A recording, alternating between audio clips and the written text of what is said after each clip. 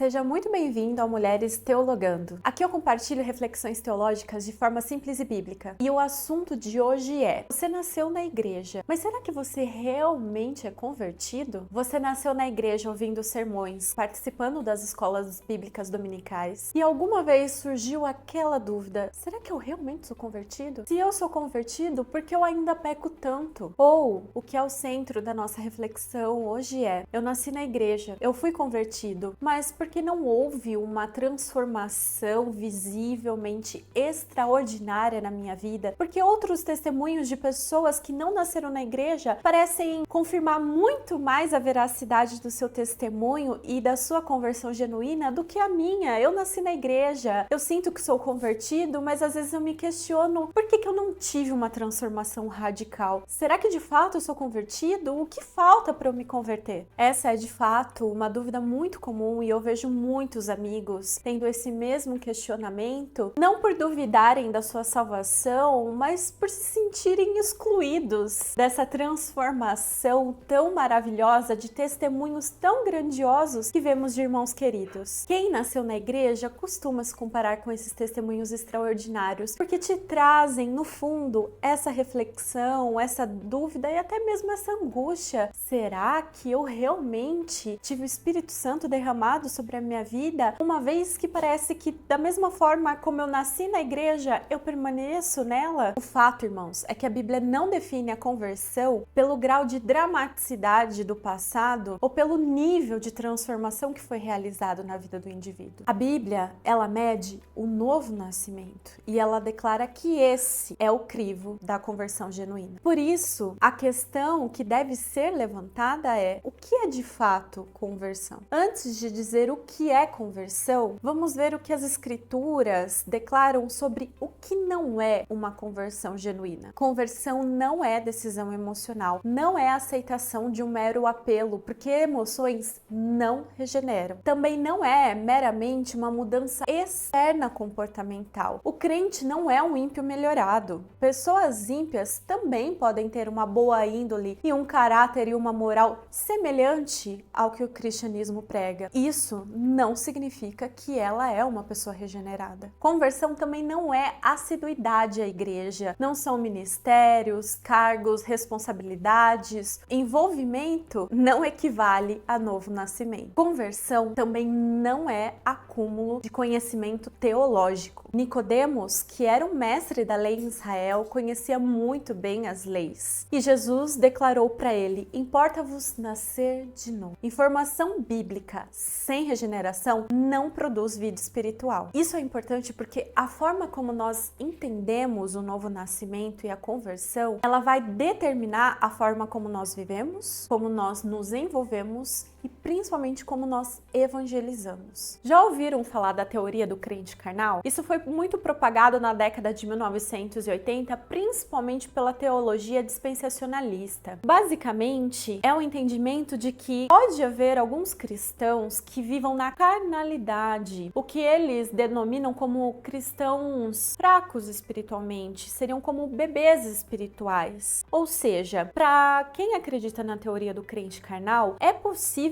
que um crente seja genuinamente convertido, mas permaneça em suas práticas antigas, permaneça em uma vida em pecado e não consiga viver em santidade. E essa ideia do crente carnal, ela corrói completamente o verdadeiro entendimento da conversão. Ela não é apenas um perigo e um risco à santidade, mas uma completa heresia, porque vai afirmar que é possível haver regeneração sem transformação, haver fé sem arrependimento e haver Cristo como Salvador sem ser esse Cristo o Senhor. Essa teoria e essa teologia, ela normaliza o pecado, algo que a Bíblia condena a todo instante. Biblicamente, não existem níveis ontológicos de cristãos. Existe apenas uma natureza para o crente e essa natureza é a espiritual. Em Gálatas 2:20 vai dizer: já não sou eu quem vive, mas Cristo vive em mim. Não existe cristão regenerado vivendo confortavelmente numa vida da velha natureza. Portanto, irmãos, conversão não é ajuste moral, mas é um novo nascimento. E essa necessidade do novo nascimento,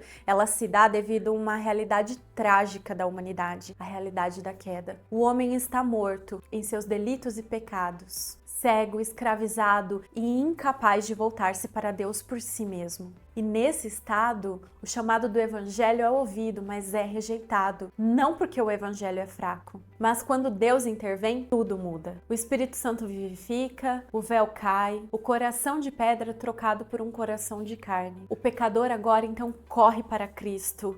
Não forçado, mas agora vivificado. A fé não nasce da autonomia humana, mas da graça eficaz de Deus. O convertido vem a Cristo porque foi vivificado, não porque foi persuadido. Voltando então ao questionamento dos nascidos na igreja. Eu não tenho um testemunho radical e uma transformação extrema que possa confirmar a minha regeneração. E mais uma vez, conversão não é apenas alteração de comportamento. O convertido não é aquele que age diferente, mas é aquele que se tornou diferente. Para quem nasceu na igreja, o novo nascimento se manifesta quando a fé deixa de ser herdada e passa a ser desejada pessoalmente. Você agora crê, obedece e ama a verdade, não porque ele foi imposto, mas porque o Espírito Santo agora habita em você e você é nova criatura e vive de acordo com uma nova natureza. Não por leis morais, não por dogmas religiosos, mas porque Deus te vivificou e agora você vive em paz, em comunhão com Deus. E a conclusão que nós tiramos disso é que independentemente se você nasceu na igreja ou num contexto mundano, a regeneração, a conversão inevitavelmente leva à santidade. As obras não salvam, mas as obras são a evidência da salvação em suas vidas. Romanos 6:22 vai dizer: libertados do pecado, tendes o vosso fruto para a santificação. O apóstolo João nos lembra em 1 João capítulo 1 dos versos 5 ao 7 que a comunhão com Deus, ou seja, a verdadeira conversão, se manifesta na maneira como nós vivemos. Andar na luz, portanto, não é ausência de pecado, mas uma vida que busca pecar cada vez menos, que entende o pecado como um ato isolado, terrível perante a um Deus que é santo, santo, santo, e imediatamente busca não apenas o arrependimento, mas a mudança que o leva a cometer esse pecado. A conversão é uma vida marcada de arrependimento, dependência e fé apenas na graça de Deus.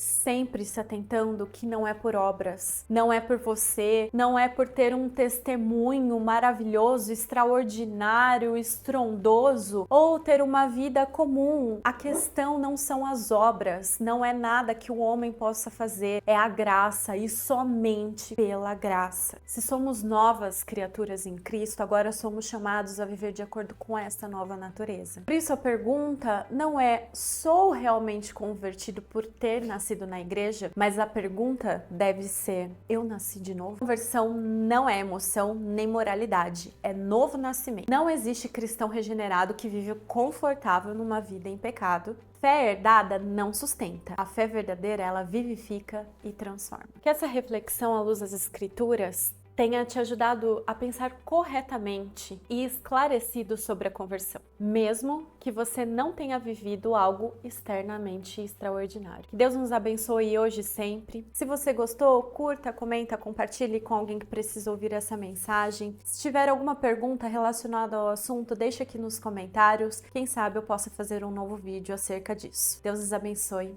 Amém.